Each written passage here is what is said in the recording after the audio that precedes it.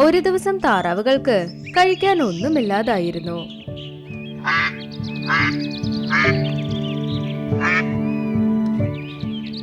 അതുകൊണ്ട് അവർ ഭക്ഷണം ചോദിക്കാൻ അണ്ണാരക്കണ്ണന്റെ വീട്ടിൽ വന്നു. അണ്ണാരക്കണ്ണന്റെ അമ്മേ, ഞങ്ങളുടെ വീട്ടിൽ ഭക്ഷണം തീർന്നു പോയി. അതുമല്ലാതെ ഞങ്ങൾ ഇപ്പൊ സുഖമില്ലാതായിരിക്കുന്നു. അതുകൊണ്ട് ഞങ്ങൾക്ക് ഭക്ഷണം ഉണ്ടാക്കാനേ കഴിഞ്ഞില്ല. ദയവ് ചെയ്ത് ഞങ്ങൾക്ക് കുറച്ച് ഭക്ഷണം തരുമോ? അപ്പൊ അണ്ണാരക്കണ്ണന്റെ അമ്മ ഇങ്ങനെ പറഞ്ഞു. ഗിലിഗിലി താറാവേ, ഞങ്ങൾ തീർച്ചയായും നിന്നെ സഹായിക്കും. താറാവുകൾ വളരെ സന്തോഷത്തോടെ ആ ഭക്ഷണം എടുത്തുകൊണ്ട് പോയിക്കൊണ്ടിരുന്നു. ആ കാടിനുള്ളിൽ നല്ല മൃഗങ്ങളോടൊപ്പം തന്നെ മോശമായ മൃഗങ്ങളും ഉണ്ടായിരുന്നു. അവർ അണ്ണാരക്കണ്ണന്റെ കുടുംബം നോക്കി അസൂയപ്പെട്ടുകൊണ്ടിരിക്കും. അങ്ങനെ അസൂയപ്പെടുന്ന മൃഗങ്ങളിൽ ഒരു പൂച്ചയും മയിലും ഉണ്ടായിരുന്നു. അവരുടെ പേര് നാട്ടി പിന്നെ ടിക്ലി.